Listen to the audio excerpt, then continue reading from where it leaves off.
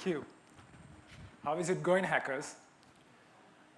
Well, I was looking at your tweets from yesterday, and I could not help but think I was at a party but not a hackathon, right? I'm a social entrepreneur. So what does it mean is like doing social mission by making it as a business. Since it is kind of a party atmosphere, I thought of having no slides. Yeah. Okay. Let me tell you a few stories. December 26th, 2004. I was at my hometown in Goa, and I woke up and I wanted to come to Colombo.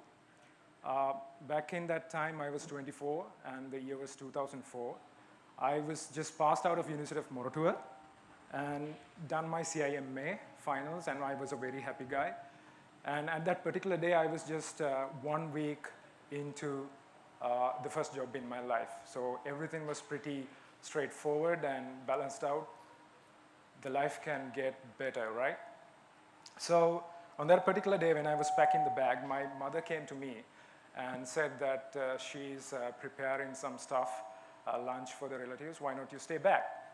Normally I would say no and pack the bag, but I don't know why I said yes. And I stayed back. So I took the bicycle and I started going towards Goal. And when I reached the junction, there was a lot of noise and tension. And I could feel in the air that something was wrong. And then when I reached the junction, lorry was speeding fast, and I happened to look back into it. And at the back of the lorry, I saw piles and piles of human bodies. That is when I understood a tsunami. Oh, sorry, we didn't know the name tsunami for about 3 hours because we could not think what was coming in. My home was just 2 kilometers away from Goal, and at that time, if you have faced tsunami, you know what I'm talking about. We were helpless. We started calling, the mobile networks was out. This is 2004, no Facebook, no smartphones. The only survival kit we had, the mobile operators were all down. And some of the households did not have electricity as well. So we were stuck in the sense of really, really deep shit stuck. We had no communication whatsoever. We were not sure whether another tsunami would hit us. Okay? So all I had to do was like, going around. So my parents were freaking out. The whole neighborhood was freaking out. Then the news started coming in. Few of my friends have gone. Some of them have gone with the families. The entire families have gone. And there were so many funerals to attend. And when you look at all around, it was all destruction and deaths. I remember I went to Karapiti Hospital, and the lobby of the hospital was, completely filled with bodies, bloated bodies because of drowning. And it was like a zombie movie.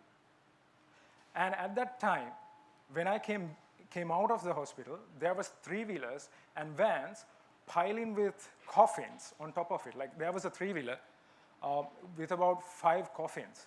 So much demand for the coffins. There was no positive energy to find out. And later we found out that people were selling bodies because relatives would come to get the bodies, but people were taking ownership for the bodies, just like the patents. They were taking the ownership for the bodies and they were asking the price. So situation was aggravated and we didn't know what to do. We were so much grieved, relatives and friends were all gone. And at that moment, I think my life has changed because I thought that my life was put forward, all the hard work was gone and everything is upward. But then it gave me this important understanding that life is so impermanent. And that really, really stir you up. So what I did was to just give a call to my MD at that time and say that I need 7 days off. And he understood the situation. I was just 1 week into the job. And he asked me, what are you going to do? I said, I don't know, but I had to do something. That is the thing. I think I wanted to be a social worker. But anyways, we came back and there were some few friends of mine. We got together and luckily there was one of my friends whose brother was working at Swarnavahini. So they have taken in 2 container loads of goods, which was graciously donated by people in Colombo. So we get these 2 containers, we put them into the a home of my friend, and we started sorting things out. The food, the sanitary ware, and everything was there. So we sorted them out, and we started, delivering them. Then the question came in. We went to district secretariat, and they had no clue whatsoever where to put in. So we were stuck with whole loads of equipment and deliveries. We wouldn't know where to deliver. And then we took help of 2 army officials out there, because there was a lot of tension that the deliveries that were coming from Colombo were getting robbed. So we want to get help of 2 army officials, and they gave us the direction to go there. So we did it for 5 days, actually, and at that 5 days, we came back to Colombo. Now, the point is, that was 2004, okay? So now it's 2014, 10 years have gone. So Sri Lanka had one of the severe droughts recently, and still now we are getting some rain, but there were severe droughts. When I checked on how organizations are committing their efforts to this, I don't see any difference from 2004 to 2014. Have you seen any difference? People still go with, whatever they have, they get into organization, they get into truckloads and go. And this is not sustainable. And why I am comparing these two from 2004 to 2014 is that we have all the technologies that is needed, right? Facebook is there, all the social networking is there, smartphones are there, internet connectivity is in our hands at all the time, but still, we do the same old thing. So disaster management in Sri Lanka has gone a very, very little steps. When something happens, there is no way the technology can connect in. Why I'm saying is that because I have a social angle towards it. So what I'm saying is that in Sri Lanka, a lot of software is developing. Actually, I don't know whether you know it, in 2012, in the United Nations Information Economy Report, Sri Lanka was featured. Do you guys know that?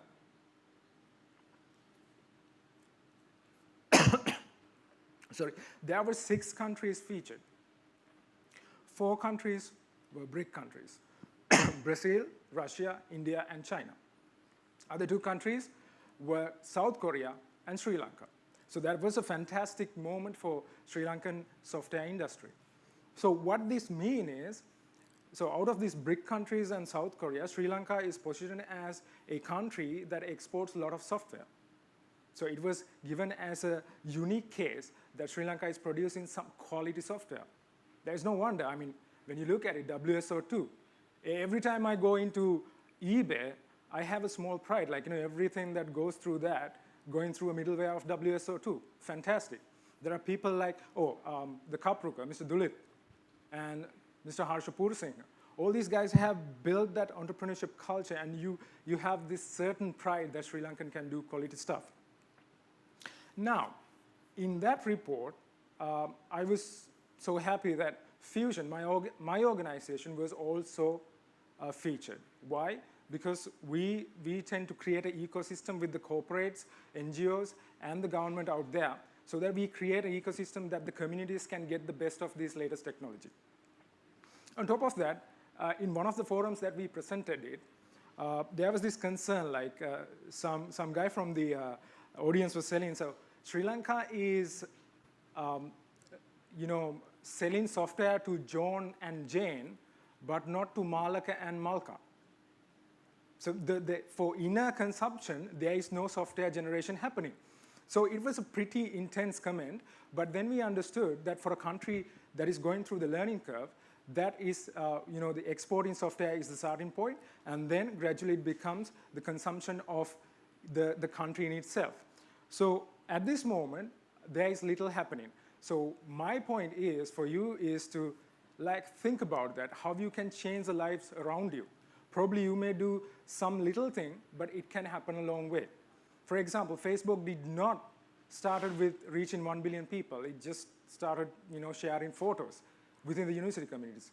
So when it started to go forward, it created a huge ripple effect.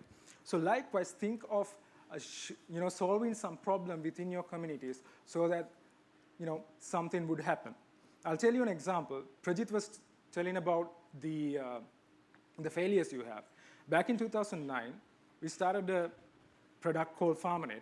It's a SMS-based system where we connect the farmers and the traders. So we went to farmers in our area. We spent about 3 to 4 days and took exactly the requirements they want. And they said like, "Mahatya, මේ විදිහට හදනවා අපි අනිවාර්යයෙන් මේක use කරනවා.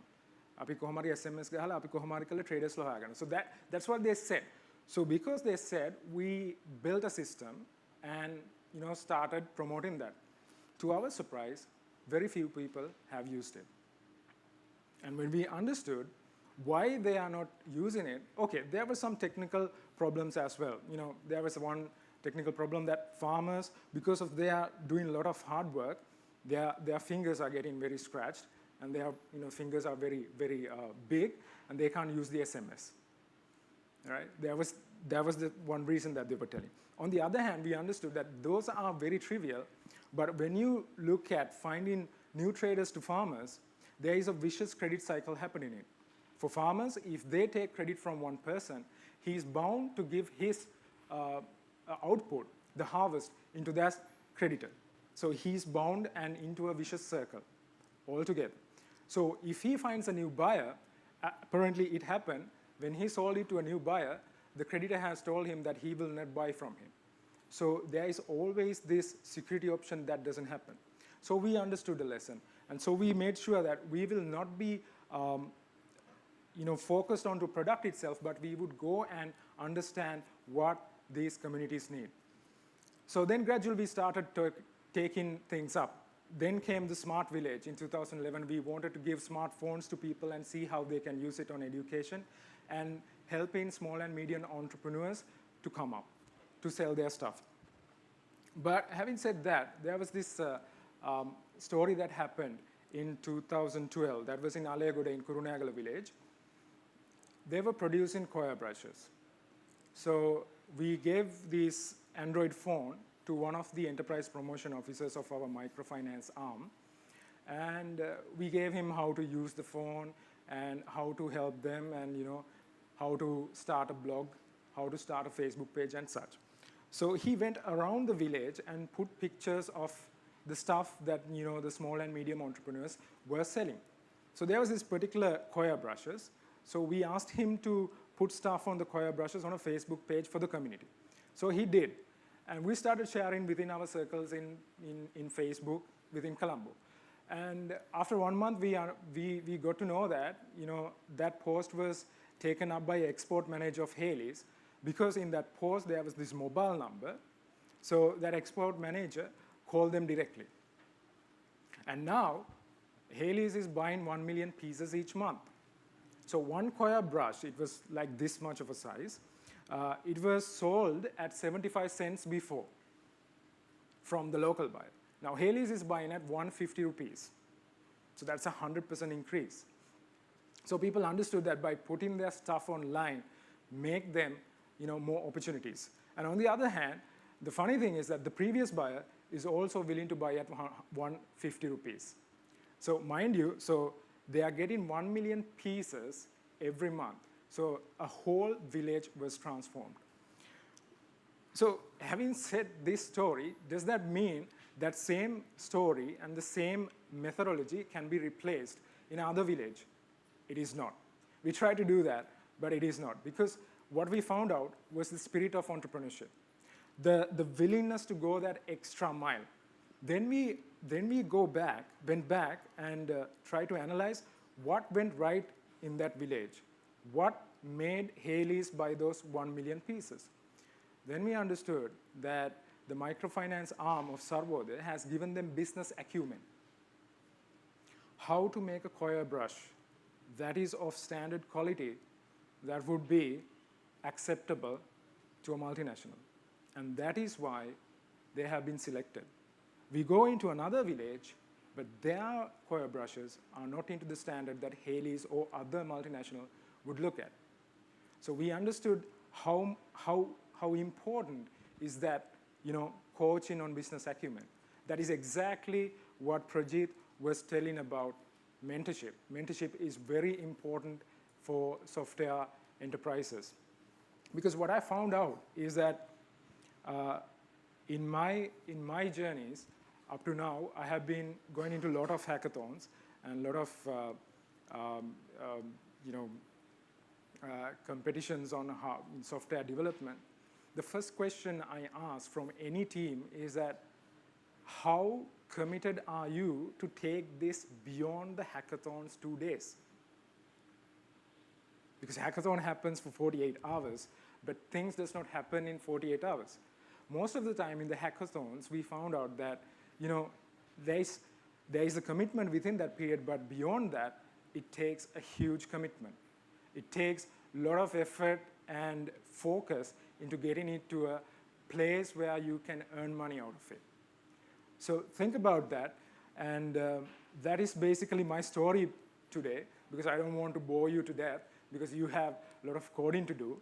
So if there is any question, please feel free to ask. Thank you so much.